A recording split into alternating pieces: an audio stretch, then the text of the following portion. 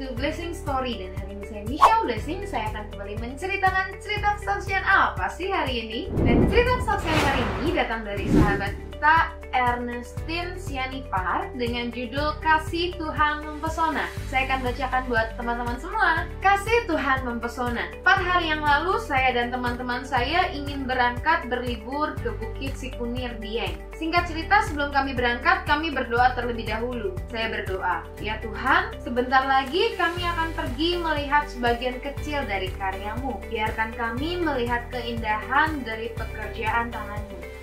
Kami berangkat malam hari dengan menggunakan 4 motor. Baru berapa menit perjalanan, kami sudah mengalami kecelakaan kecil, tapi untungnya tidak ada yang terluka. Kami pun melanjutkan perjalanan. Setelah 4 jam perjalanan, ternyata 1 motor paling belakang dari kami mengalami bocor ban. 3 motor, dan termasuk saya, berjalan terus sampai akhirnya setelah beberapa menit kami menyadari kami kehilangan anggota. Kami menunggu sampai hampir setengah jam dan mereka tidak muncul. Kami pun khawatir dan akhirnya memutuskan untuk putar balik. Ternyata di tengah perjalanan kami melihat teman kami sudah di atas truk beserta motornya. Singkat cerita, mereka ditolong oleh bapak-bapak yang katanya penduduk asli Wonosobo. Bapak tersebut membantu kami mencari bengkel yang masih buka. Ternyata tidak ada yang buka karena sudah larut malam. Akhirnya bapak tersebut memberi masukan agar motornya dititipkan saja di rumahnya dan kami melanjutkan perjalanan dengan motor yang tersisa. Awalnya kami sedikit ragu untuk meninggalkan motor karena kami tidak mengenal bapak tersebut. Tapi setelah lama dipertimbangkan, akhirnya kami memutuskan untuk meninggalkan motor kami di rumah beliau. Kami pun melanjutkan perjalanan.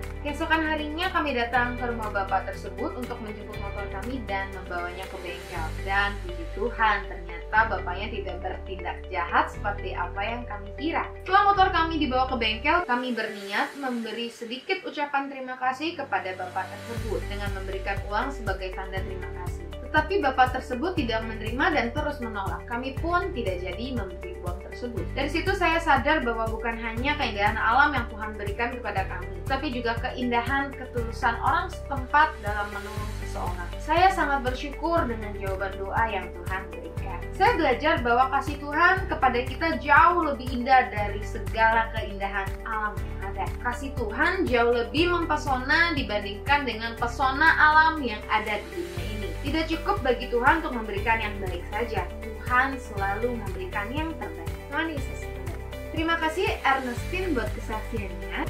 Dari kisah Ernestine ini kita belajar bahwa terkadang kita mencari keindahan yang tampak gitu ya, yang kelihatan. Seperti Ernestine bilang di akhir, ternyata nggak cuma keindahan alam yang dia dapat, tapi keindahan kasih Tuhan. Dan teman-teman, kita suka nggak sadar loh, ternyata hal yang paling indah adalah kesetiaan Tuhan. Hal yang paling indah adalah penyertaannya Tuhan. Hal yang paling indah dalam hidup kita adalah kasihnya Tuhan.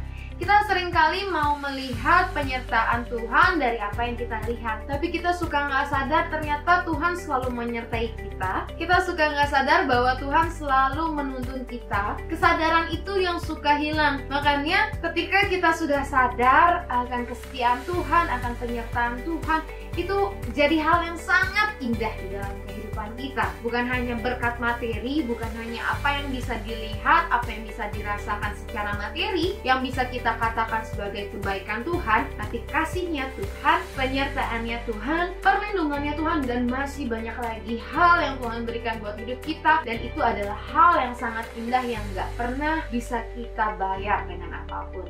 So teman-teman, kita belajar lagi untuk menyadari kasihnya Tuhan yang begitu mempesona hidup kita. Kita belajar lagi untuk menyadari kebaikan demi kebaikan yang Tuhan selalu berikan buat kehidupan kita. Berhentilah mengatakan bahwa Tuhan tidak baik. Berhentilah mengatakan bahwa Tuhan tidak menyertai. Buktinya adalah ketika kita ada sampai hari ini, itu adalah bukti dari penyertaan Tuhan. Itu adalah bukti dari kasihnya Tuhan. Mungkin kitanya aja yang kurang sadar dan kurang banyak mengucap syukur. Ketika kita bisa banyak mengucap syukur sama kebaikan Tuhan, sama kasihnya Tuhan, hidup kita akan jauh lebih indah, hidup kita akan jauh lebih menyenangkan. Menurut saya sih seperti itu.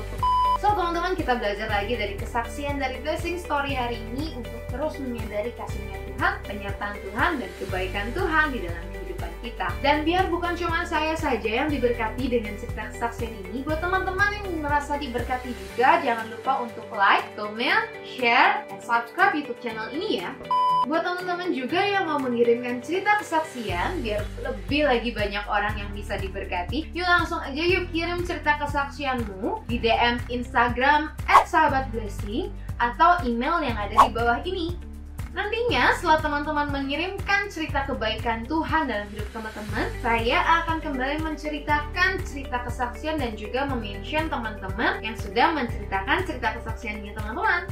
So, jangan pernah takut buat bersaksi, belajarlah jadi pribadi-pribadi yang berani menceritakan kebaikan Tuhan dalam hidupmu. Karena cerita kebaikan Tuhan bukan cerita hayalan, bukan cerita buatan, tapi cerita nyata yang kamu alami bersama dengan Tuhan. Jadi, jangan pernah takut buat bersaksi. Yuk jadi pribadi yang berani bersaksi. God bless you!